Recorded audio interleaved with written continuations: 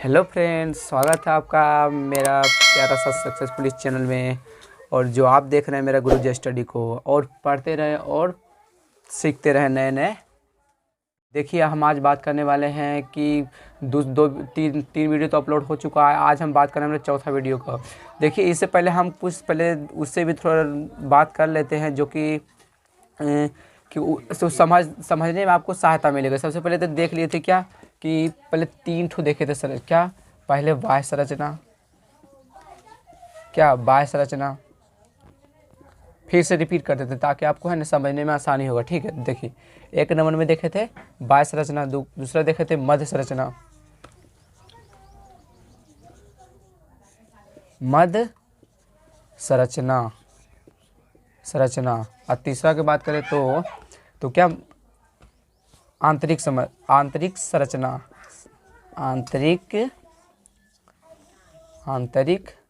संरचना। ठीक है, 3 ठो। और जो कि हम बात मध्य संरचना जो बाह्य संरचना है, इसका हम बात कर चुके हैं। बाह्य संरचना का बात कर चुके हैं। ठीक है, जो कि पार्ट 3 वीडियो में अपलोड है। ये बताया जा रहा है। फिर से हम बात करें 9 क्लास का चैप्टर नंबर 1, जो कि आज चौथा वीडियो है। तीन वीडियो अपलोड हो चुका है। आप नहीं देखें तो देख सकते हैं। ठीक है, अपलोड हो चुका है। अगर आप मेरा टेलीग्राम ग्रुप अगर ज्वाइन नहीं किए तो ज्वाइन हो जाइए, ताकि आपको सही मौके पर अपडेट मिलते रहे और सफलता की ओर बढ़ते रहें। और अभी तक हमारा चैनल को सब्सक्राइब नहीं किया तो प्लीज़ कर दे, ताकि हमारा भी मनोबल आगे बढ़े और भी खुशी हो, जो कि हम वीडियो और भी बनाते रहें आपके लिए। और वीडियो बनाने में काफ़ी कठिनाई होती है, आप प्लीज़ समझिए और लाइक कीजिए और अपने दोस्तों के साथ शेयर कीजिए। ठीक है, जो भी आप मेरा वीडियो देख रहे हैं। ठीक है, और आगे पहले बात कर लेते। देखिए, इतना तो वो पहले देखे बाह्य संरचना। बाह्य संरचना के अंतर्गत देखे थे पहले। देखिए, ये पहले समझिए, पहले ध्यान से पूर्वक समझिए। पहले देखिए, बात करें क्या है ये कोशिका। देखिए, हम बाह्य संरचना को फिर से रिपीट कर रहे हैं। ठीक है, बाह्य संरचना का बात किए थे। ये क्या है? बीच में केंद्रक है। ठीक है, बीच में क्या है? केंद्रक है। बीच में केंद्रक है तो इसमें भी डीएनए होता है। क्या? डीएनए, आनुवांशिक पदार्थ डीएनए होता है इसमें, जो कि माता पिता के गुण से मिलता है। इसका हम बात करेंगे आगे। डीएनए जो कि धागे के रूप में होता है डीएनए। ठीक है, इसमें भी आगे और भी इसमें पार्ट हो सकता है केंद्र के अंदर। अगर इसमें भी देखे भाग देखे तो क्या माइटोकॉन्ड्रिया, जो कि डबल झिल्ली का होता है। माइटोकॉन्ड्रिया डबल झिल्ली का होता है। राइबोसोम जो कि एकल झिल्ली यानी कि झिल्ली रहित होती है। और भी बात करें तो क्या लाइसोसोम होता है। और क्या अंतःपर्दवी जालिका होता है, जो कि 2 तरह का होता है, खुदड़ी एवं चिकनी। इस सब के बारे में एकक पार्ट्स को हम देखेंगे। दिया हुआ 9 क्लास में दिया हुआ, आप चिंतित ना हो, एकदम देखते रहे और समझते रहे। देखिए, जो कि पूरा समस्त भाग केंद्रक, देखिए इसे क्या कहते हैं? केंद्रक। समझिए, इसे क्या कहते हैं? केंद्रक। यानी बीच का भाग जो गोला सा है, इसे क्या कहते हैं? केंद्रक। अब पूरे समस्त भाग यानी केंद्रक, और उसके बगल में जो जितना भाग है यानी पार्ट्स, ये क्या है? माइटोकॉन्ड्रिया है, अंतःपर्दवी जालिका है, लाइसोसोम है, राइबोसोम है, और भी भाग है। ऐसा नहीं बस इतना ही है। अगर पूरा समस्त भाग को ले, पूरा इसके अंदर जितना पार्ट है, समस्त भाग को क्या कहते हैं? तो जीव द्रव कहते हैं। क्या कहते हैं? जीव द्रव। आप कहेंगे सर जीव द्रव तो बता दिया। आप बहुत कन्फ्यूजन होता है, बड़ा उलझन जैसा बात है कि कोशिका द्रव क्या होता है, जीव द्रव क्या होता है। बड़ा परेशानी है। देखिए, हम बात करते हैं जीव द्रव और कोशिका द्रव के बारे में। देखिए, आज से है ना आपका कन्फ्यूजन एकदम दूर हो जाएगा। इतना दूर कि आप सोचिए मत कि इतना दूर हो जाएगा। देखिए, एकदम आप हटाइए देंगे इसका कन्फ्यूजन। जीव द्रव का बात करें तो क्या? केंद्रक को लेके बाकी जितना समस्त भाग है, पूरा भाग को क्या कहते हैं? तो जीव द्रव कहते हैं। कोशिका द्रव की अगर बात करें तो केंद्रक को छोड़ के जो बीच में है ना, जो आनुवांशिक पदार्थ डीएनए, जिसमें यानी कि केंद्र के बीच में डीएनए होता है, और इसमें भी डीएनए होता है। हम आगे चर्चा करेंगे क्या इसे माइटोकॉन्ड्रिया में, इसमें भी डीएनए होता है, हम देखेंगे आगे। ठीक है, पहले हम इतना समझते हैं। पहले देखिए कि जो इस कोशिका द्रव किसे कहते हैं? तो कोशिका द्रव उसे कहते हैं जो बीच में जो केंद्रक है ना, इसको छोड़ के, फिर से समझिए, इसे छोड़ के बाकी जितना भाग है, इसे छोड़ के बाकी जितना भाग है, समस्त भाग को क्या कहते हैं? तो कोशिका द्रव। केंद्रक को छोड़ के बाकी जितना पार्ट्स है, जितना भाग है कोशिका के अंदर, उसे क्या कहते हैं? तो कोशिका द्रव कहते हैं। उसे क्या कहते हैं? कोशिका द्रव कहते हैं। ठीक है, अब तो कन्फ्यूजन दूर, यानी कि इसको छोड़ के बाकी समस्त भाग को क्या कहते हैं? तो कोशिका द्रव कहते हैं, ठीक है। कोशिका, कोशिका। आज आज तो आपको शायद मेरा चेहरा नहीं दिख रहा, आप मेरा चेहरा छोड़िए, आप मेरा चेहरा तो सबसे ज़रूरी है, आपका फोकस नहीं पढ़ाई पे, आप मेरा फिर बस हो सकता है कुछ ऐसा भी अभी ऐसा ही वीडियो बने, ठीक है। कुछ प्रॉब्लम है, छोड़िए, आपको बस फोकस करना है पढ़ाई पे, ठीक है। टॉपिक पे टॉपिक हो सकता है कि हम हिंदी कल से बताएं, हिंदी का हम व्याकरण स्टार्ट करने वाले हैं, ठीक है। देखिए हम बात कर लिए जीव द्रव और कोशिका द्रव, ठीक है। अब बाह्य संरचना का बात की तो बाह्य संरचना में देखिए कि कोशिका है, कोशिका के जो बाहर है जो पतली झिल्ली, इसे क्या कहते हैं जानते हैं? कोशिका झिल्ली। आप कहेंगे कोशिका झिल्ली, ये कैसा जैसे कि कोशिका झिल्ली है, कोशिका झिल्ली तो जैसे कि कोशिका झिल्ली है, अब तो हम में यानी कि जंतु में भी कोशिका झिल्ली होगा, और जो कि पेड़ पौधा कोशिका उसमें जंतु उसमें भी कोशिका झिल्ली, हाँ उसमें भी कोशिका झिल्ली होता है। लेकिन सबसे ज़रूरी बात देखिए, बात एकदम फोकस कीजिए कि जंतु का जो कोशिका होता है ना, जंतु कोशिका और पौधों का जो कोशिका होता है, एकदम समझिए, एकदम ध्यान पूर्वक, एक घड़ी ध्यान हटे, पता नहीं चलेगा कि किधर पूरब है किधर पश्चिम, एकदम ये कान से आया वो कान से उड़ जाएगा, ध्यान से समझिए एकदम, ठीक है। पहले बात करते हैं, देखिए जो जंतु कोशिका, जो जंतु का जो कोशिका होता है, जंतु का कोशिका, उसमें जो बाहर से जो पतला सा मेम्ब्रेन होता है उसे क्या कहते हैं? तो कोशिका झिल्ली। ध्यान से समझिए, जो जंतु का जो कोशिका होता है, जो पतला सा मेम्ब्रेन, उसे क्या कहते हैं? तो कोशिका झिल्ली कहते हैं। जो पौधों का जो सबसे बाहर जो एक परत होता है उसे क्या कहते हैं पता है? इसी में पार देता है, आप समझ सकते हैं, ठीक है, समझिए, ठीक है। इसमें जो बाहर से जो पहले कोशिका भित्ति पाई जाती है, इसके बाद कोशिका झिल्ली होता है, ठीक है, पौधों का। जो कि बात किए थे हम बाह्य संरचना के अंतर्गत, बाह्य संरचना के बात किए थे जंतु कोशिका, जंतु की कोशिका यानी कि कोशिका झिल्ली की बात किए थे, जंतु में जो कोशिका झिल्ली होती है बाहर से। अब पौधा में बात की थी, जो कि सबसे बाहर क्या होता है? ये कोशिका भित्ति होता है। फिर से समझिए, देखिए फिर से समझाना चाहते हैं आप, अगर नहीं समझे तो दूसरा बार में समझिए। क्या है? ये कोशिका झिल्ली है। कोशिका झिल्ली यानी कि बीच में केंद्रक है, जो बाह्य संरचना है यानी कि बाहर में, इसे बाह्य संरचना, इसे बाह्य संरचना कहते हैं, ठीक है। बाहर का नहीं, बाहर का बात करें कोशिका झिल्ली, ठीक है। हम पौधा के भी एग्जांपल लिए थे, जो पौधा का जो कोशिका होता है, जो कि बाहर से क्या होता है? ये कोशिका भित्ति, इसके बाद कोशिका झिल्ली होती है। इसका जब जो कोशिका झिल्ली का बताया था कि क्या होती है? अर्ध परागमा, यानी अर्ध परागमा मतलब क्या होता है कि छोटा, अर्ध परागमा मतलब क्या होता है कि छोटा मोटा जल का जो कण होता है, जो कि इस पार से उस पार जा सकती है, किसमें? कोशिका झिल्ली में। ध्यानपूर्वक समझिए, कोशिका झिल्ली में छोटे मोटे कण का, जो छोटे मोटे जल का कण है, इस पार से उस पार जा सकती है, ठीक है। और क्या देखे थे? इसका सबसे जरूरी कि इसका आकार में भी मदद करता है। अब बात करें जैसे कि क्या है? कोशिका है ना, कोशिका, अगर हम कोशिका है, इसमें केंद्र के और भी पार्ट्स है इसमें, अगर कोशिका झिल्ली ही हटा देंगे तो क्या इसका आकार सीमित रहेगा? पता नहीं कि किस तरह होगा, उल्टा हो जाएगा, सीधा हो जाएगा, टेढ़ा हो जाएगा, किस तरह आकार का बनेगा इसे पता। इसीलिए इसका आकार में भी मदद करता है, इसका यानी कि इसका आकार भी बनाता है, कोशिका झिल्ली आकार में मदद करता है। और क्या, और इसका बात करते हैं, सुरक्षा प्रदान करता है। क्या सुरक्षा प्रदान कर देखे थे? और क्या यांत्रिक सहायता प्रदान करते हैं? किसमें? कोशिका झिल्ली में। और बात करें इसमें किसमें, तो क्या एक और देखे थे जिसका क्या था, देखिए बात करते हैं, भूल रहे हैं, हाँ कोशिका भित्ति, सॉरी, हाँ कोशिका भित्ति क्या था? उसमें भी देखे थे सेम इस तरह कि वो सेल्यूलोज की बनी है, तो जो कि निर्जीव है, ठीक है, जो निर्जीव है, ठीक है। पादप कोशिका में, जो कि पादप कोशिका में पाई जाती है, और ये सेल्यूलोज की बनी थी, जो कि निर्जीव है।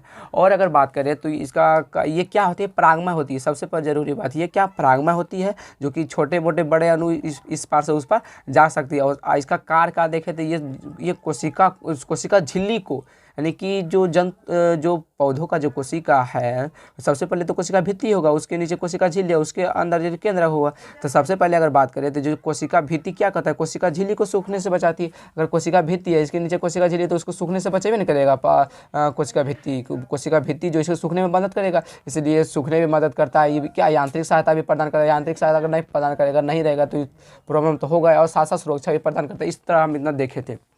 अब हम आगे बात करते हैं, तो बाह्य संरचना क्लियर। अगर इतना तक आपको डाउट है तो आप क्लियरली पूछ सकते हैं, ठीक है। अब हम आगे बढ़ते हैं। देखिए हम बाह्य संरचना के अंतर्गत तो देख लिए हैं।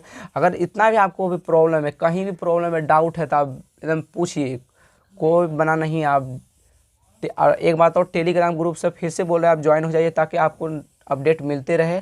और यहाँ से आपको लिखने की ज़रूरत नहीं है, आप और नोट्स बना के दे दिए हैं उसमें, और भी बाकी है जो उससे देंगे, आप उससे उतार सकते हैं, ठीक है। IMCQ भी उसी से करवाया जाएगा, ठीक है। और आगे देखिए हम बात करते हैं, तो बाह्य संरचना हो गया। अब मध्य संरचना की बात करते हैं। मध्य संरचना के अंतर्गत आता है मध्य संरचना। अब हम देखते हैं मध्य संरचना की बात करें तो देखिए मध्य संरचना, पहले जीव मध्य संरचना यानी कि बीच में, पहले देखिए बाह्य संरचना तो बाहर देखे थे ना। अब मध्य संरचना ये कि सबसे पहले बात करते हैं जीव द्रव, एकदम डीपली समझाएंगे, एकदम अच्छा समझिए।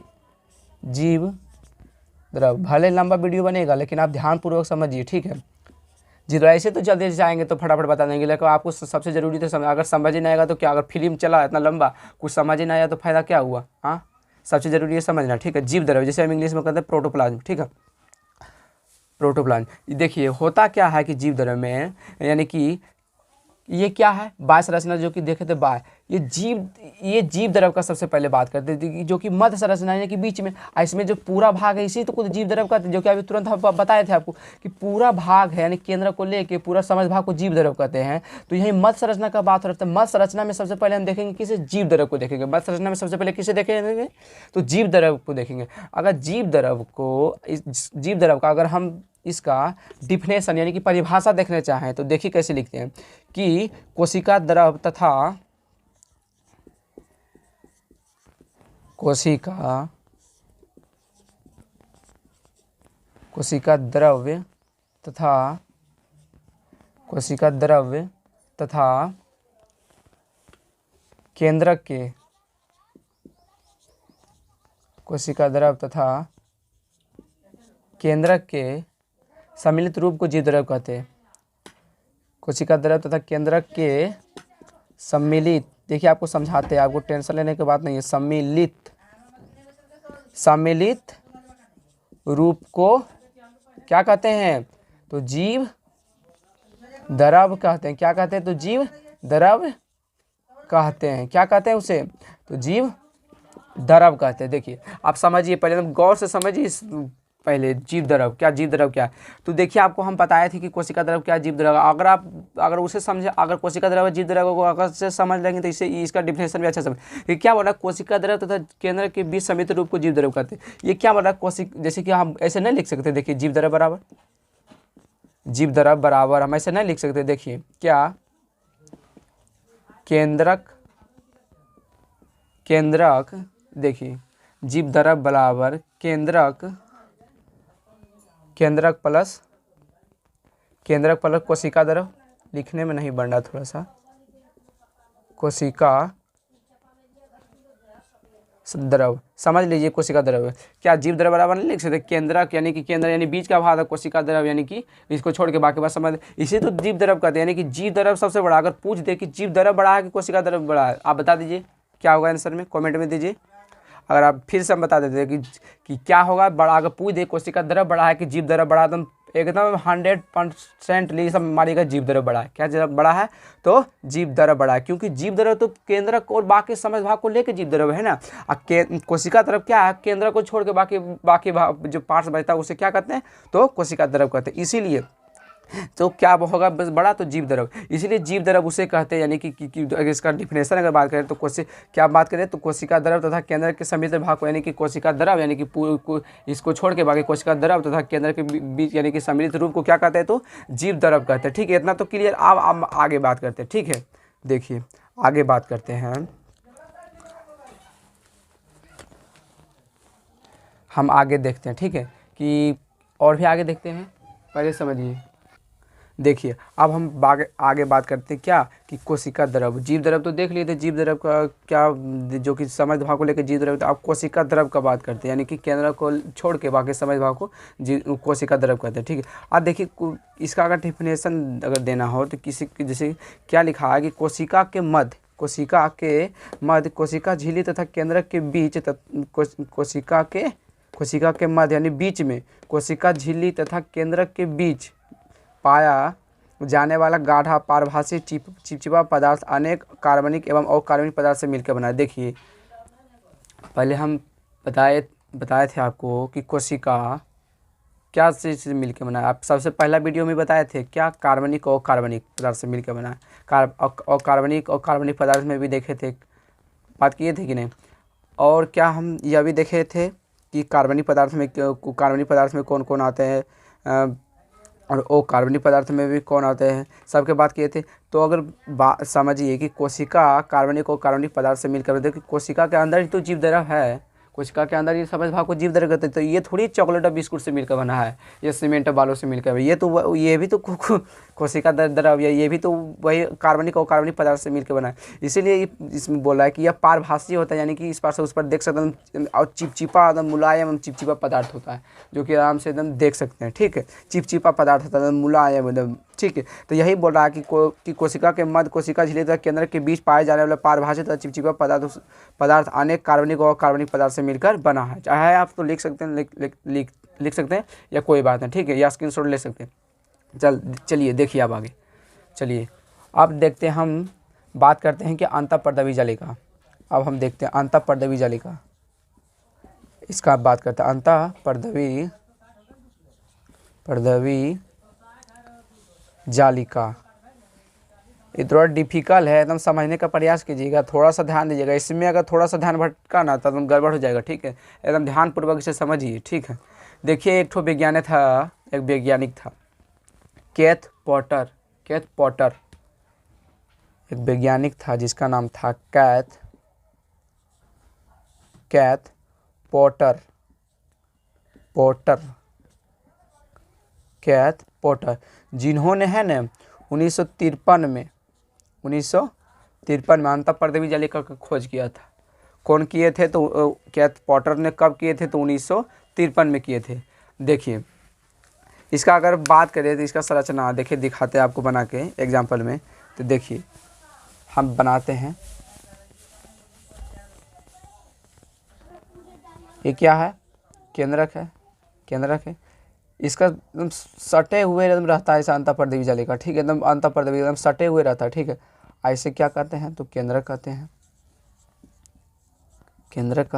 इसे तो केंद्रक कहते हैं। अंतःपर्दवी जालिका है कि नहीं?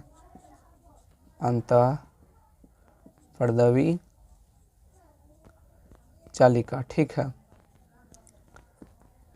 अंतःपर्दवी जालिका। अगर इसे हम यानी कि इसे हम अच्छा समझने के लिए हम पहले इसका बड़ा फिगर पढ़ते हैं, ताकि आपको समझने में बहुत आसानी होगा। देखिए हम थोड़ा सा ऊपर वाला है ना मिटा देते हैं। ठीक है, ताकि लिखने में भी अच्छा होता, क्योंकि बोर्ड छोटा है इसी कारण मिटाते हैं। आप देखिए आपको समझने में आसानी होगा। सॉरी, थोड़ा सा स्टैंड हिल गया है, कोई बात नहीं। देखिए अंतःपर्दवी जालिका, अगर इसका फिगर का बात करें यानी कि छोटे से, देखिए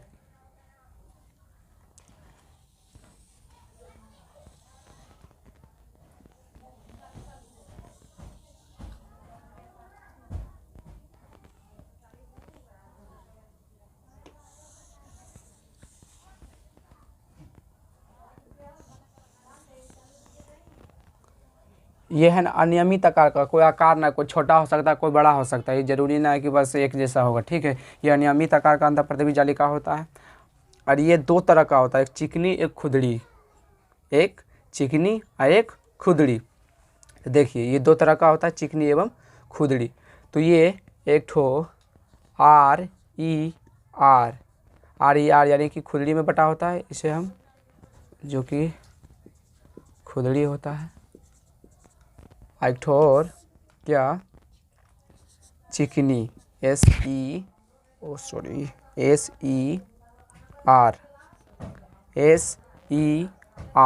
जो कि क्या होता है? चिकनी होता है। ठीक है, SER क्या होता है? चिकनी होता है। देखिए अब समझाने का प्रयास करते हैं कि ये होता क्या है। जैसे कि ये केंद्रक है, बीच में केंद्रक है ना, इससे क्या होता है? छोटे छोटे राइबोसोम प्रोटीन का पैकेट है जो कि इससे निकलता है एकदम गुब्बारा के रूप में, छोटे छोटे एकदम चिपचिपा जैसा निकलता है। और निकलने के बाद क्या होता है? जो बाहर में है ना, क्या अंतःपर्दवी जालिका, इसमें जाकर चिपक जाता है। इसमें जाकर क्या होता है? तो चिपक जाता है।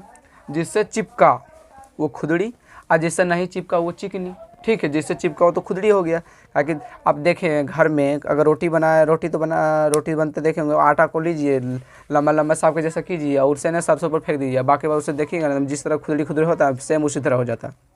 समझे? वही चिकनी। तो अगर SER का बात करें तो SER इसका फुल फॉर्म होता है रफ इंडोप्लाज्मिक रेटिकुलम। क्या होता है इसका full form? Rough endoplasmic reticulum. इसका RER का फुल फॉर्म होता है रफ एंडोप्लाज्मिक रेटिकुलम, ठीक। सॉरी इसका होता है रफ एंडोप्लाज्मिक रेटिकुलम, इसका होता है स्मूथ एंडोप्लाज्मिक रेटिकुलम, ठीक है। देखिए ये दोनों का कार्य अगर बात करें तो ये दोनों करती क्या है, कार्य का सबसे पहले ज़रूरी बात है कि क्या करता है कि देखिए सबसे पहले क्या होता है, ये जो इसका पहले सबसे पहले हम बात करते हैं कि RER क्या करता है। RER तो जैसे कि इससे केंद्रक से निकला क्या, प्रोटीन पैकेट के रूप में, क्या कौन, राइबोसोम यानी प्रोटीन का संश्लेषण तो करवे करता है, वो प्रोटीन का थैलिए है, समझ लिया राइबोसोम। वो निकलने के बाद क्या होता है, वहाँ है ना जो अंदर परदेवी जाले उसी जगह चिपक जाता है, और चिपका वो सबसे पहले चिपका है कौन सा, RER में। RER में चिपका तो सबसे पहले तो ये क्या आएगा, राइबोसोम को इकट्ठा करेगा। सबसे पहला बात ये क्या करेगा कि राइबोसोम को इकट्ठा करेगा, इसके पास जाएगा सबसे पहले क्या आएगा, खुदड़ी के पास गया तो राइबोसोम को इकट्ठा करवे न करेगा। इसीलिए RER का सबसे पहला काम ये क्या करता है, अगर इसका सबसे पहले काम करें तो क्या काम करता है कि ये राइबोसोम को इकट्ठा करता है। क्या करता है, तो राइबोसोम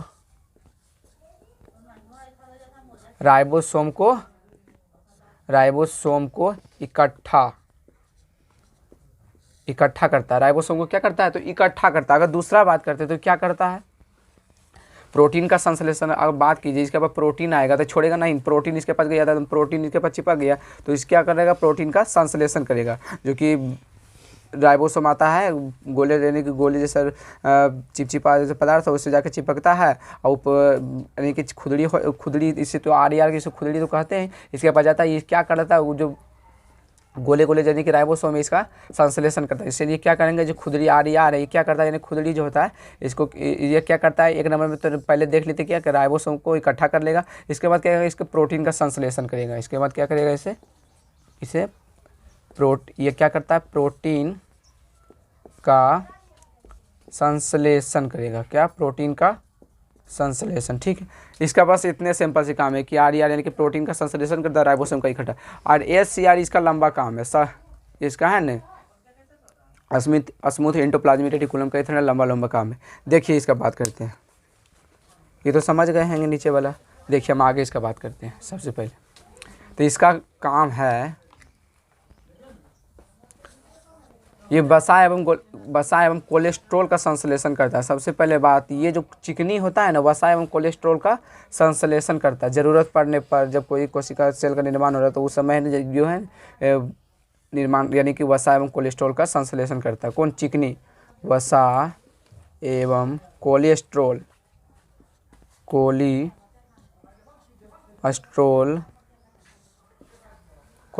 का संश्लेषण, कोलेस्ट्रॉल का क्या संश्लेषण करता है। कौन, ये चिकनी। और भी बात करें दूसरा नंबर में क्या, ये प्रोटीन का संश्लेषण कर। देखिए अब आप बोलेंगे कैसे प्रोटीन का संश्लेषण करता है, आप कहेंगे ये क्या बता रहा है, प्रोटीन का संश्लेषण कैसे करेगा। देखिए ये क्या है, ये नली है, ये थोड़ी कि ये अलग में बटा है, सब नली जुटा हुआ। अगर इसमें प्रोटीन आएगा तो इसके सारे से इसमें आएगा, इसमें गाढ़ा द्रव भरा होता है जिसके कारण इसमें भी आता है प्रोटीन। ये प्रोटीन का भी संश्लेषण करता है, प्रोटीन का संश्लेषण, ठीक है, प्रोटीन का संश्लेषण। और अगर बात करें तो क्या, कोशिका झिल्ली का भी निर्माण करता है। ये और भी बात करें तो ये कोशिका झिल्ली का भी निर्माण करता है, कोशिका झिल्ली का निर्माण,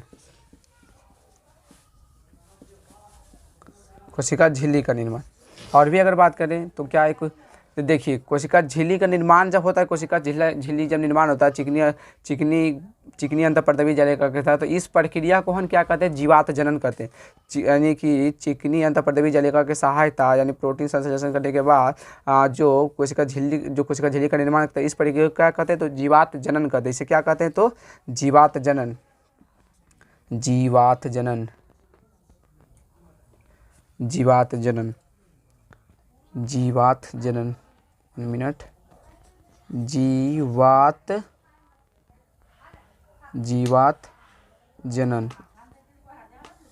ठीक है, जीवात जनन करते हैं। अब आगे बढ़ते हैं।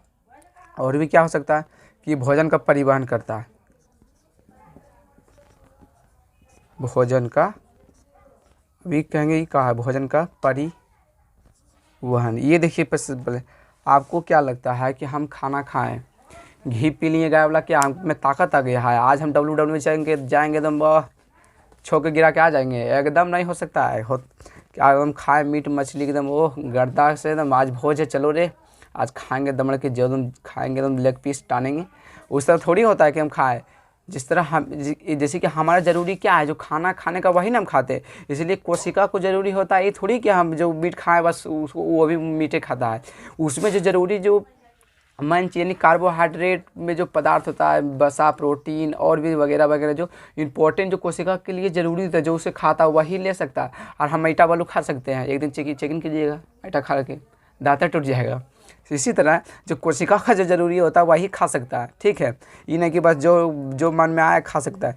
अब पहले क्या किए, जैसे पहले भोजन किए, भोजन करने के बाद क्या गया, भोजन करने के बाद भोजन पचा, भोजन पचने के बाद क्या हुआ, अवशोषण हुआ और भी प्रक्रिया होता है, हम इसके बारे में पढ़ेंगे। अवशोषण के बाद फिर क्या होता है, वहाँ से जो भी अवशोषण हुआ, प्रोटीन वसा जो भी हुआ खून के माध्यम से हर कोशिका में पहुंचता है, और भी प्रक्रिया बहुत सारा होता है। देखेंगे हम अच्छा से पढ़ेंगे जनन में, और भी चैप्टर में, दूसरा चैप्टर में। देखिए क्या ऐसा वही हम एग्जाम्पल आपको बता रहे हैं कि बस छोटा सा प्रक्रिया बहुत जटिल प्रक्रिया है कि हमारा मनुष्य तन में है, यानी हमारा मनुष्य यानी कि जीवन में कि इतना मेरे शरीर में होता है प्रक्रिया कि क्या बताएं, बहुत प्रक्रिया, बहुत डिफिकल्ट। इसीलिए आप धीरे धीरे समझिए, कोई हार्ड नहीं है, बस ध्यानपूर्वक समझिए, ठीक है। और डाउट हो तो क्लियर पूछिए, ठीक है। यही बोला है कि जो भोजन का क्या करता है, परिवहन करता है। अगर पूछ दे कि जो चिकना तपरदेवी जालिका या भोजन का परिवहन करता है, हाँ भोजन का परिवहन करता है। देखिए बेसिकली है ना, दो, जैसे कि हमारे शरीर में दो फैक्टरी होता है जो भोजन का निर्माण करता है। कौन, एक ठो अंतःपर्देवी जालिका और एक ठो और होता है, इसे क्या कहते हैं, गोल्जी का, हाँ उसे गोल्जी का, वो भी एक निर्माण करता है। और हम आगे बढ़ेंगे, देखिए भोजन का परिवहन करता है, और भी अगर बात करें तो भोजन का परिवहन करता है। और ये सेल प्लेट का निर्माण करता है। सेल प्लेट यानी कोशिका कोई विभाजन हो रहा है, यानी कि एक कोशिका से दो कोशिका में जब निर्माण हो रहा है, या एक से दो हुआ, पहले तो केंद्र में विभाजित होता है, केंद्र के बाद उठा होता है। ये नहीं कि बस कोशिका, ऐसा थोड़ी होता है। पहले केंद्र क्या करता है, चलो हम ही दोनों पहले एक दो हो जाते हैं, और दो से होने इसके बाद बांट लेते थे, दो हुआ तो दो हुआ, और फिर इसमें भी दो गए, दो इसलिए 2 4 6, 2 से 4 हुआ, 4 से 8 हुआ, 8 से 16, 16 से 32, इसी तरह संख्या कोशिका क्या होता है, बढ़ते रहता है, ठीक है। देखिए भोजन का परिवहन, इसलिए जब कोशिका का जब विभाजन होता है कोशिका का, तो उस समय क्या होता है, तो सेल प्लेटलेट्स का निर्माण करता है। कौन, यही जो ये चिकनी अंतःपर्देवी जालिका है। 5 नंबर में क्या लिखते हैं, तो ये सेल प्लेटलेट्स का निर्माण करता है। सेल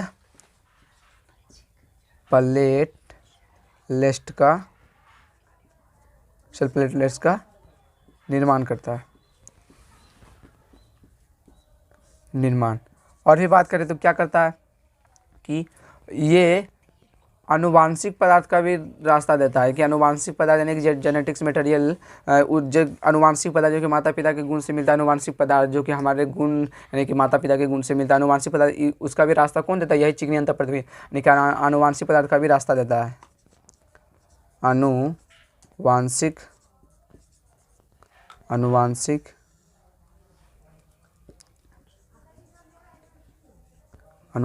पदार्थ का रास्ता देता है, ठीक है, यही देता है। कौन, चिकनी अंतःपर्देवी जालिका। अब हम आगे बात करते थे, इतना तक लो हो गया, देख लीजिए। अब इतना तक आपको डाउट है तो आप पूछ सकते हैं। अब आगे देखिए क्या है, राइबोसोम, जो कि बता रहे थे कि प्रोटीन का पैकेट है। ये देखिए एकदम गोल जैसा एकदम पाया जाता है, जो कि सरसों की तरह, उससे भी छोटा एकदम सूक्ष्म होता है, तो बहुत सूक्ष्म, जो कि बिना सूक्ष्मदर्शी के साथ सब देख ही नहीं सकते हैं कि बहुत सूक्ष्म होता है, बहुत छोटा। देखिए राइबोसोम को अगर परिभाषा हम देना चाहें तो देखिए इस तरह देंगे कि कोशिका द्रव्य में पाए जाने वाला अत्यंत यानी कि छोटा, बहुत सूक्ष्म कोशिकांग जो प्रोटीन का संचार करता है, क्योंकि प्रोटीन का तो बनी होती है, यानी कि प्रोटीने हवे करता है, प्रोटीन का संचार तो करवे करता है, इसलिए प्रोटीन का संचार करता है एकदम। इसका निर्माण किसके द्वारा, पहले हम बताए थे आपको, केंद्र के द्वारा, केंद्र से निकलती है जाके कि अंतःपर्देवी जालिका में यानी कि चिपक जाती है, वो SCR में, ठीक है, चिपक जाती है। और कभी क्या माइटोकॉन्ड्रिया, कभी कभी है ना माइटोकॉन्ड्रिया से भी निकलती है, कभी कभी किधर से, माइटोकॉन्ड्रिया से भी निकलती है। और इसका जो जैसे कि एक जब निकलेगा, इसका एक यानी कि एक राइबोसोम अगर निकले और जाके यानी कि चिपक जाए RER में अगर चिपक जाने की खुदरी अंतःपर्देवी जालिका में अगर चिपक जाए तो जैसे कि वो प्रोटीन का संश्लेषण किया, यानी कि केंद्रक से ही निकला, ठीक है, केंद्रक से ही निकला। सेम वही बात अगर केंद्रक से निकल रहा है तो माइटोकॉन्ड्रिया की जरूरत पड़े तो राइबोसोम का, तो माइटोकॉन्ड्रिया से भी निकल सकता है, ठीक है। चलिए अब आगे बढ़ते, यही हम देखिए इंपॉर्टेंट तो बात बताना ही भूल ही गए कि इसका जब एगो अगर सिंगल में आए, सबसे पहले बात, अगर राइबोसोम सिंगल में यानी कि अकेला आए तो उससे क्या कहते हैं, तो उसे राइबोसोम भी कहेगा। अगर उसका ग्रुप आए यानी एक से अधिक आएगा तो उसे क्या कहते हैं, तो पॉलीराइबोसोम, ठीक है, पॉलीराइबोसोम, ठीक है, पॉलीराइबोसोम। आगे बढ़ते हैं, अगर ग्रुप में आएगा तो पॉलीराइबोसोम कहेंगे या राइबोपोलिसोम कहेंगे, इसे भी बोल सकते हैं, या पॉलीराइबोसोम, ठीक है। अब आगे बढ़ते हैं, देखिए अब आया है गोल्जी का, ये देखिए गोल्जी का है, गोल्जी का है, गोल्जी का है, देखिए गोल्जी का 1898 में कैमिलो गोल्जी एक वैज्ञानिक थे जिन्होंने गोल्जी काय का खोज किया था, कैमिलो गोल्जी। इन्होंने सेम अपने नाम पर है ना गोल्जी, गोल्जी काय का नाम दे दिया। एकदम कोई भी नाम लीजिए, जैसे कि अगर कोई नाम, जैसे कि कोई आदमी है या कोई बच्चा है, अगर कोई अभी खोज कर दे कुछ अलग अलग तो वो भी रख सकता था, नीतीश का Nitish Camillo, Samarjeet Camillo Golgi, कुछ भी रख सकता था। कोई भी अगर आलतू फालतू का लड़का का नाम ले तो जैसे कि मिथुन कोल्जी का, लुक्का कोलिंजी का, अनसन कुछ भी अगर नाम ले तो इस तरह हो सकता है। लेकिन आपको समझना कि इसीलिए इन्होंने क्या किया, कैमिलो गोल्जी ने, इन्होंने कहा कि काहलम इस तरह, जैसे कि दूसरा कुछ नाम है, इन्होंने अपने नाम से रिलेटेड गोल्जी यानी कि कैमिलो गोल्जी जिस तरह इनका नाम था, इसने गोल्जी का उस तरह रख दिया था। यानी कि जिस तरह इन्होंने कहा था कि देखिए हमारे कोशिका में एक छड़ जैसा एक रचना होता है जो सूक्ष्म कोशिका द्रव्य में पाया जाता है, क्योंकि में कोशिका द्रव है, कोशिका द्रव्य में यानी कि एगो पतला जैसे यानी कि सूक्ष्म है जो कि छड़ जैसा घुमा है, उन्होंने उसका नाम गोल्जी का दिया, अपने नाम की सहायता से गोल्जी का यानी कि रखा। उन्होंने देखा कि वो मूड़ा जैसा रचना था, बहुत छड़ की तरह, वो छड़ जैसा प्रतीत हो रहा है, इसीलिए उसका नाम क्या दिए थे उन्होंने, कैमिलो गोल्जी ने, तो गोल्जी का उनका नाम दिए थे, जो कि कोशिका द्रव्य में दिखा था, उन्हें प्रतीत हुआ था। इसके बाद देखिए गोल्जी का पादप कोशिका में नहीं पाया जाता है, गोल्जी का पादप कोशिका में नहीं पाया, अगर उसमें पाया जाता है तो उसे पादप कोशिका में तो डिक्टियोसोम कहते हैं, उसे क्या कहते हैं, तो डिक्टियोसोम कहते हैं, उसे क्या कहते हैं, डिक्टियोसोम कहते हैं। देखिए सबसे पहले इसका फिगर समझते हैं, देखिए इसका फिगर सबसे जरूरी, इसका फिगर की, इसका सबसे फिगर है ना, समझेगा तो आपको समझ नहीं आएगा। सबसे देखिए अगर बात करते हैं तो देखिए, अगर बात करते हैं इसका फिगर, देखिए हम समझाने का प्रयास करेंगे, आप लोग समझिएगा, ठीक। सबसे ज़रूरी है, अगर फिगर नहीं समझिएगा आपको समझ नहीं आएगा कि क्या क्या बता देंगे सर। देखिए सबसे पहले ज़रूरी है फिगर का बात करते हैं तो देखिए समझिए, इसे क्या कहते हैं जानते हैं, रिक्तिका कहते हैं, इसे क्या कहते हैं, रिक्तिका, इसे क्या कहते हैं, रिक्तिका, ठीक है। इस एक ठो अंगूर जैसा इन्हें लटका हुआ जो रहता है, इसे कहते हैं पुट्टिका, पुट्टिका, इसे क्या कहते हैं, तो पुट्टिका कहते हैं। और इसे जो इस छड़ जैसा घुमा हुआ रचना है, इसे क्या कहते हैं, सिस्टर्नी, सिस्टर्नी, सिस्टर्नी, ठीक है, सिस्टर्नी। देखिए अभी इसका काम क्या होता है बता दिए कि ये देखिए जो छड़ जैसा घुमा हुआ रचना है सिस्टर्नी, यानी कि जो इस तरह घुमा हुआ रचना है इसका नाम सिस्टर्नी दिया। ये पुट्टिका पहले क्या करता है, ये देखिए आपको बताया थे कि हमारे शरीर में भोजन का कारखाना जैसे कि दो जगह है, एक तो क्या अंतःप्रदेवी जालिका में बताते, दूसरा गोल्जी का। वहाँ क्या भोजन का परिवहन यानी कि आरआर यानी कि जो चिकनी जो अंतःप्रदेवी जालिका था, उन्होंने क्या कहा था, स्मूथ एंडोप्लाज्मिक रेटिकुलम, जो वहाँ से क्या हुआ, भोजन का परिवहन हुआ। इसके बाद यहाँ आया, इसके बाद इन्होंने भी क्या किया, भोजन का जैसे कि परिवहन इन्होंने किया, पकाया, इन्होंने क्या किया, पैकिंग कर दिया, पैकिंग करने का यहाँ पुटिका किया, इसलिए थैली के रूप में पुटिका इसका क्या किया, यानी कि इकट्ठा कर, यानी पैकिंग कर दिया। और सिस्टर्नी इसे कहते हैं जो छड़ जैसा घुमा हुआ रचना। और रिक्तिका की अगर बात करते हैं, रिक्तिका देखिए, रिक्तिका का ये है सबसे जरूरी, ये लाइसोसोम, ये लाइसोसोम का निर्माण करता है। ये रिक्तिका जो है किसका निर्माण करता है, लाइसोसोम। अगर लाइसोसोम सबसे जरूरी है कोशिका, लाइसोसोम नहीं तो हम समझे हम लोग न रहेंगे कि सबसे जरूरी लाइसोसोम का हम आगे देख रहे हैं, ठीक है। देखिए इसलिए ये रिक्तिका क्या करता था, लाइसोसोम का निर्माण करता है, और ये क्या भोजन का परिवहन पुटिका भी करता है, यानी कि इसमें पैकिंग करता है और भी कुछ काम करता है। जैसे कि देखिए हम ये गोल्जी का क्या करता है कि हमारे शरीर में जैसे कि पहले प्रोटीन लेता है, प्रोटीन में से कार्बनिक पदार्थ में कुछ लेता है जिसके कारण कुछ ज़रूरी बनाता है, यानी कि प्रोटीन, लिपिड और कार्बोहाइड्रेट यानी कि लेता है, ठीक है। जिससे हमारे कुछ, जैसे कि गोल्जी का ये कुछ इंपॉर्टेंट यानी कि बनाने का प्रयास करता है, जो कि आने, जैसे कि आने वाला कुछ, हाँ, जैसे कि कुछ प्रॉब्लम होगा या पुट्टी के यानी कि पदार्थ, जैसे कि निर्माण होगा या जैसे कि बाद में पैकिंग हुआ, ठीक है, पैकिंग हुआ तो हो सकता है ये केमिलो गोल्जी यानी कि कुछ ज़रूरी पदार्थ बनाने में भी मदद करता है। कौन? तो गोल्जी का है। कौन? गोल्जी का है, क्योंकि प्रोटीन, कार्बनिक पदार्थ से लिपिड और उससे प्रोटीन यानी कि कुछ ज़रूरी पदार्थ बनाने की मदद करता है, जो कि इससे सहायता मिल सके। और भी अगर बात करें तो देखिए, इसका अगर कार्य का बात करें तो पहले भोजन का परिवहन करता है, ठीक है। भोजन का परिवहन करता है, यानी कि भोजन का ये जैसे कि कोई लाइसोसोम का निर्माण करता है, भोजन का परिवहन भी करता है। ऐसे पैकिंग तो घर पे करता ही करता है, इसमें जैसे कि पैकिंग होता है। और भी बात करें तो जैसे कि सामान्य शर्करा इसके पास आया, सामान्य शर्करा आया, जटिल शर्करा में बदला, क्योंकि भोजन इसके पास आया, भोजन यानी पैकिंग करने में, बनाने में मदद किया। सेम वही रूल, यानी कि इसमें से चावल दाल इसके पास था, चावल दाल इसके पास था, हल्दी उल्दी कुछ भी लाया, खिचड़ी बना के निर्माण कर दिया, यानी पैकिंग कर दिया, ठीक है। इसके बाद जरूरत जिसको पड़ा कोई यानी खिचड़ी खा सके, ठीक है। अब आगे देखिए, पादप कोशिका में विभाजन। ये पादप कोशिका में विभाजन जब होता है, एक सेल से दूसरे सेल में जब होता है, तो उस समय में ये मदद करता है, यानी क्या? प्लेटलेट्स का निर्माण होता है। तो पादप कोशिका में विभाजन के समय ये प्लेटलेट्स का भी निर्माण करता है। देखिए हम लिखते हैं, इसका कार्य का बात करते हैं, इसका कार्य का बात करते हैं, इसका कार्य का बात करें, इसका देखिए कार्य का। अब इतना समझ गए हैं ना, तो फिर से हम अभी रिपीट करते तो आप समझिएगा। आपको इतना समझ में नहीं आया तो फिर समझिए, एकदम ध्यानपूर्वक समझिए। देखिए मैंने क्या कहा कि देखिए, 1 नंबर में सबसे पहले बात करें तो यह है, भोजन का परिवहन करता है, भोजन का परिवहन करता है, भोजन का परिवहन करता है।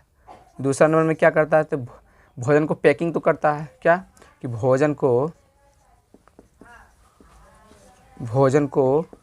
पैकिंग करता है, भोजन को पैकिंग करता है। और लाइसोसोम का निर्माण करता है। देखिए लाइसोसोम का निर्माण करता है, जो रिक्तिका था लाइसोसोम का निर्माण किया था, करता है, लाइसोसोम का निर्माण करता है, जो गोल्जी का लाइसोसोम का निर्माण करता है, लाइसोसोम का निर्माण।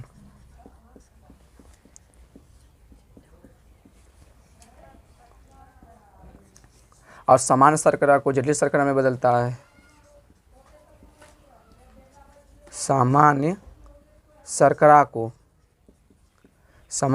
को जटिल शर्करा में बदलता है, जटिल शर्करा में बदलना, ठीक है। और भी बात करें तो पाँच में और भी हो सकता है। यहाँ देखिए, एक और बताए थे कि पादप कोशिका जब विभाजन होता है उसमें प्लेटलेट्स का निर्माण करता है। पादप कोशिका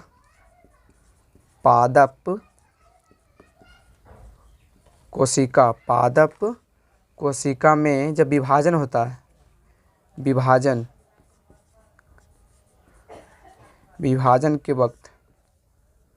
के वक्त सेल प्लेटलेट्स का निर्माण करता है, सेल प्लेट का निर्माण करता है, सेल प्लेट का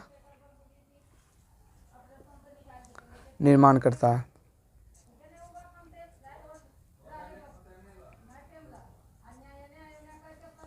स्टेन के कारण थोड़ा लिखने में प्रॉब्लम है, आप चिंता मत लीजिएगा, ठीक है। क्या करता है? भोजन का परिवहन करता है, भोजन को पैकिंग करता है, और लाइसोसोम का निर्माण करता है, सामान्य शर्करा को जटिल शर्करा में बदलता है, और पादप कोशिका में जब विभाजन होता है उस समय सेल प्लेटलेट का निर्माण करता है। और एक ठो और बचा है, बस एक ठो और देख लीजिए। लाइसोसोम, वीडियो लंबा बन रहा है, एक ठो बस देखिए। बात करें लाइसोसोम, देखिए हम बात करें तो इससे है ना आत्महत्या की थैली कहा जाए, जो कि रिक्तिका लाइसोसोम का निर्माण करता है। क्योंकि अगर लाइसोसोम ना होगा तो हम जैसे कि फिर कोई काम करना हमारा शरीर, क्योंकि जैसे कि अगर कोई अगर कि हमारे कोशिका में माइटोकॉन्ड्रिया या टूट गया, बिखर गया, ठीक है, अगर है उसे यानी कि लाइसोसोम नहीं होगा तो उसे यानी कि बाहर कैसे निकालेगा या नष्ट उसे कैसे करेगा। इसीलिए लाइसोसोम की सहायता से हो सकता है, नहीं तो पूरा उसके वजह से पूरा कोशिका खराब हो जाएगा। इसीलिए उसे मरम्मत करने में मदद करता है, और यानी कि इसीलिए उसे आत्महत्या की थैली कहते हैं। देखिए हम बात करते हैं, फिर से समझते हैं, देखिए लाइसोसोम के बारे में।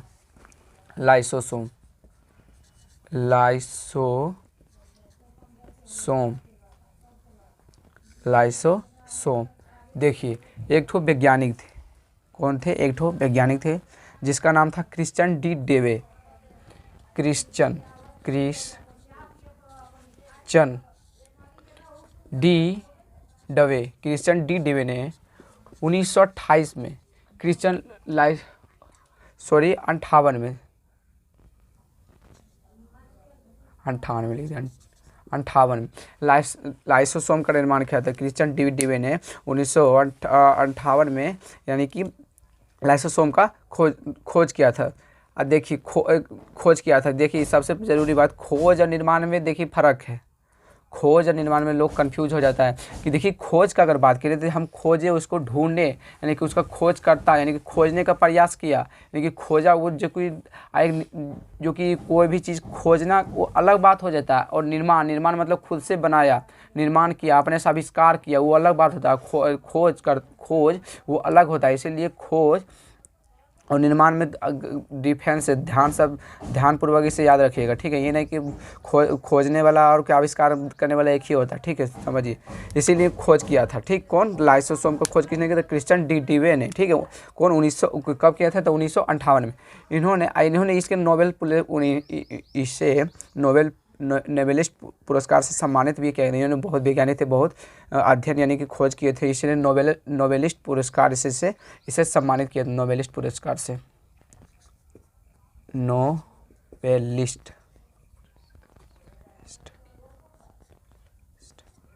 पुरस्कार से इसे सम्मानित किया गया था। कार से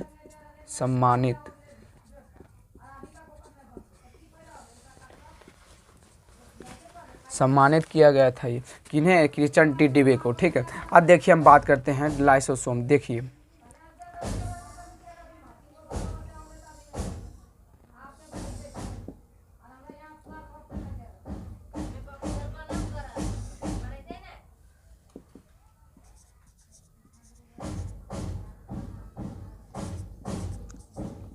लाइसोसोम का मतलब ये क्या है? तो ये हाइड्रोक्लोरिक एंजाइम है। हाइड्रोलिक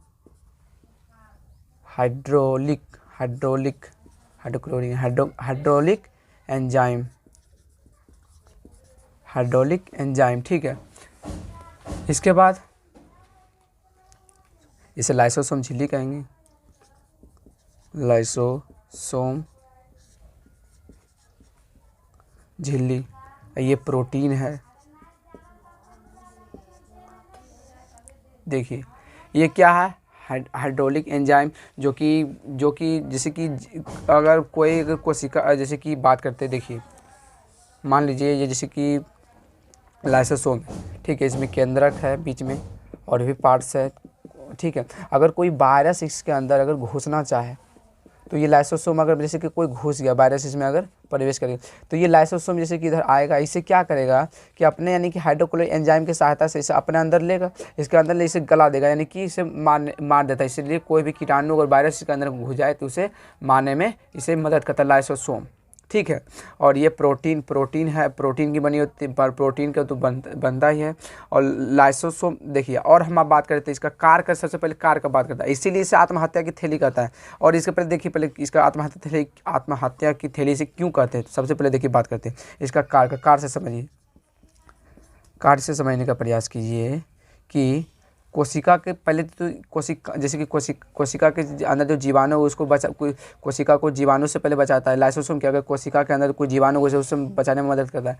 देखिए पहले तो हम बात कर रहे हैं कि कोशिका है, इसके अंदर यानी केंद्र के बहुत सारे पार्ट्स, यानी कि यहाँ अगर है लाइसोसोम अगर कोई जीवाणु हो जाता है, ये लाइसोसोम क्या करता है, अगर कोई जीवाणु है उसके अंदर क्या कर धीरे धीरे लाइसोसोम उसको है ना अपने अंदर ले लेगा और लेके अपने हाइड्रोलिक एंजाइम के सहायता से उसे क्या करेगा, नष्ट कर देगा, यानी कि नष्ट कर देगा, यानी ख़त्म कर देगा, उसे मार देगा, ठीक है। इसीलिए आत्महत्या की थैली कहते हैं। और देखिए पहले ये क्या कर जीवाणु, पहले इसका बात करते थे कार्य का, तो ये कोशिका को जीवाणु से बचाता है। पहले नंबर तो बात करते हैं तो कोशिका को जीवाणु से बचाता है, जीवाणु से बचाता है,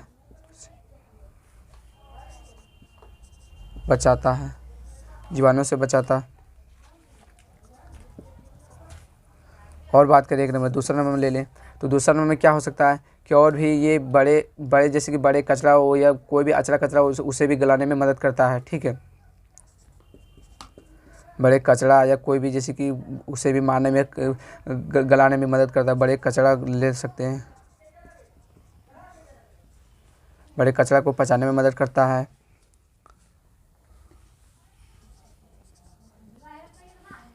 पचाने में मदद करता है, यानी कि गलाने में उसे जैसे कि वो गल जाए, यानी कि इससे किसी का को नुकसान ना हो। और भी जैसे कि टूटे फूटे कोई अंग, जैसे माइटोकॉन्ड्रिया अगर टूट गया या कुछ भी अगर अलग बरामदा पड़ते भी चलेगा उसे भी मरम्मत करने में मदद करता है और इसे टूटे फूटे अंग को मरम्मत करने में मदद करता है। टूटे फूटे अंग लिख रही है, सॉरी, टूटे फूटे अंग का मरम्मत, टूटे फूटे अंग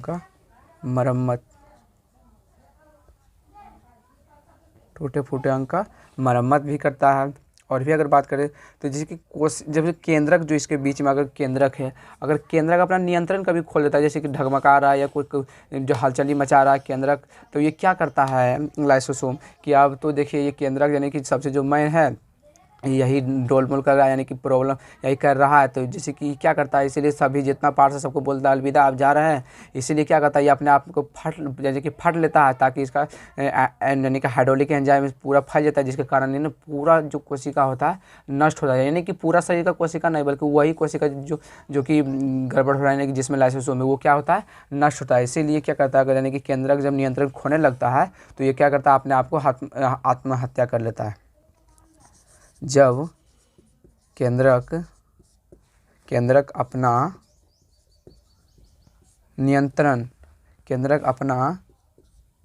नियंत्रण यहाँ लिख दे, जब केंद्रक अपना नियंत्रण खोने लगता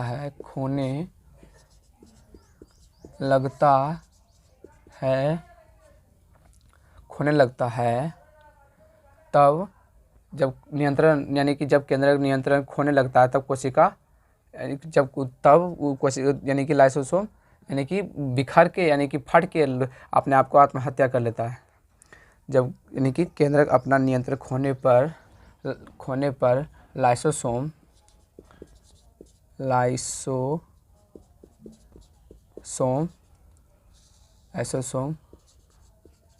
फटकर अपने आप को बल्कि अपने के साथ सभी को, अपने के साथ यानी सभी कोशिका को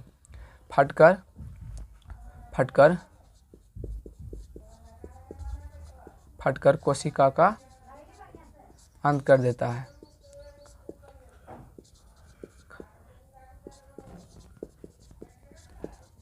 आप ये मत समझिए कि पूरे कोशिका का अंत कर देता है, बल्कि जो कोशिका जैसे कि ये कोशिका में केंद्र का हलचल कर रहा है जो कि पूरे पड़ोसी को दिक्कत हो रहा है, इसीलिए वह सर वही कोशिका को नष्ट करेगा।